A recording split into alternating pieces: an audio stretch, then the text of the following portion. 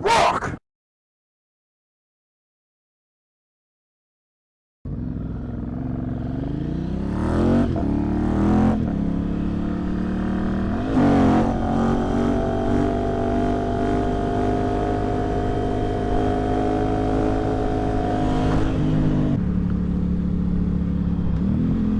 Yeah, buddy.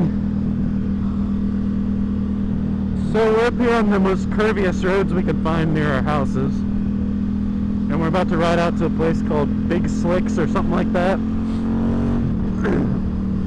Just a way to get out of the house and hit some curvy roads. Talk to everybody on YouTube. Yeehaw.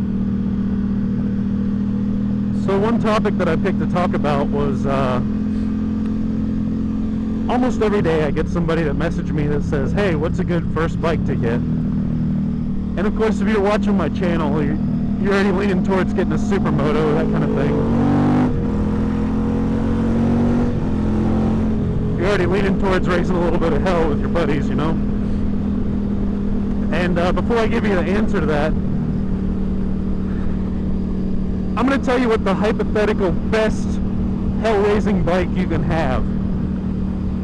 In order to have a fun bike, you want to have a bike that will run on the highways, you know, 90 miles an hour or so. You want to have one that's low maintenance.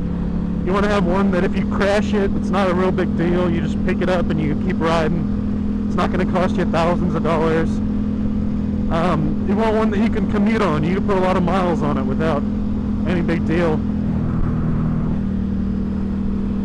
I think Alvin's tripping out because of these clouds. I guess we're getting a few raindrops right now. That's the Armenian in front of me, by the way. And a buddy of his is behind us. What's up? So, having said all that, that bike really doesn't exist. The closest you can get to that is like a big bore KTM. But KTM is real high on maintenance. It may not look like it when you look at the book, but when you realize how many miles you're going to put on that bike, you're going to be changing the oil like every week. And the other good answer to that question is like an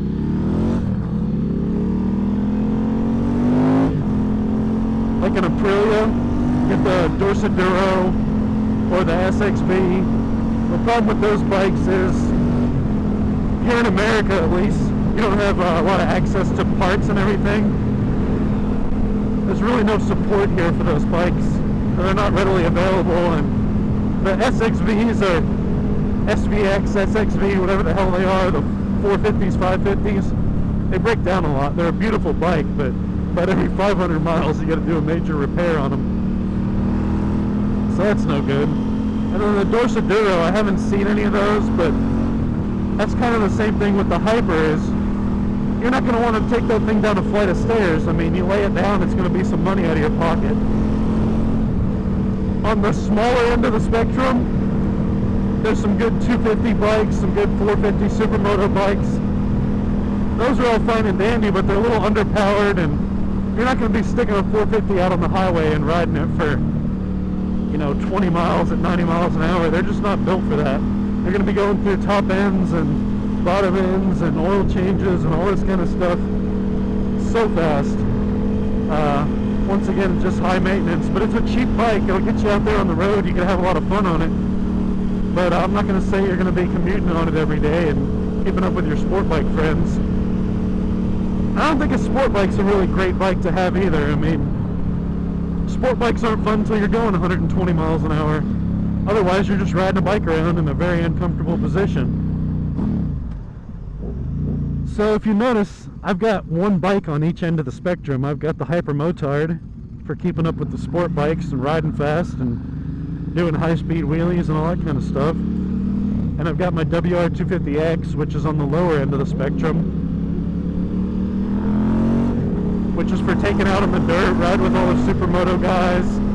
I do some commuting on it. It gets 65 miles a gallon. It's a great bike. But what you want to get, really, if you're going to have one bike, You want to get something in between, and the best thing in between is a DRZ 400.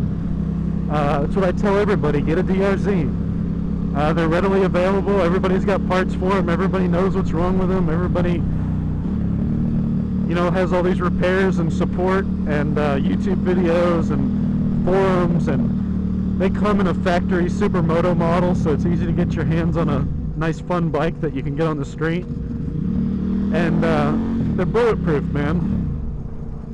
You go about 30,000 miles before you got to touch the inside of that engine, and that's pretty good for a hell-raising bike that you're going to be riding off-road and jumping and doing wheelies and assing around with your friends.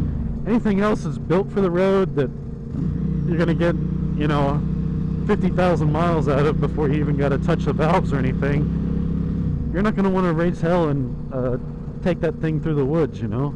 You're not going to want to bail off the road and go through a ditch on it. Just not the kind of bike that it is.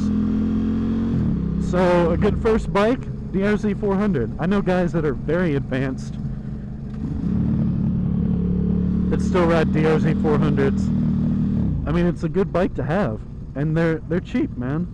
So if you're thinking about what a good first bike is, I'd say get a DRZ 400. If you're too short for a DRZ 400 and it's your first bike, get a Ninja 250. I mean, if you're learning how to ride, get a little 250. Get a used one. Bomb it around town. Learn all the intricate shit about riding, especially if you're a young kid, you know? There's nothing wrong with that. You go out and buy a 600 or 1,000, you're going to lay that sucker down, and you're going to be financed, and you're going to be out of pocket all kind of money to fix it and get it back on the road. And that starts a whole shitty cycle of problems. I mean, before you know it, you're not going to have enough money to pay for insurance, so you're like, well, shit, I don't need that anymore. You know, I need to get... What the hell is he pointing at? I guess we're getting gas. That's what he's pointing at. So get a nice affordable bike for your first bike. Something that you can crash and it's not going to be a big deal, and it's going to be good on gas, good on maintenance. And once again, that's a DRZ, man. Look into it. See y'all later.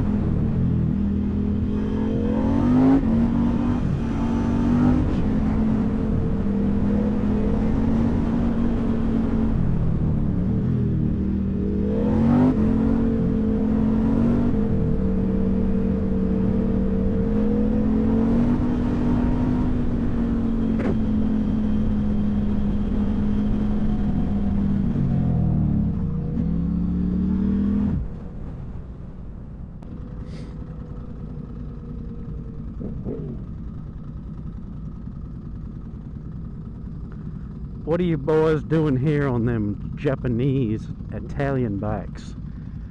What's that there? Is that one of those pasta rockets?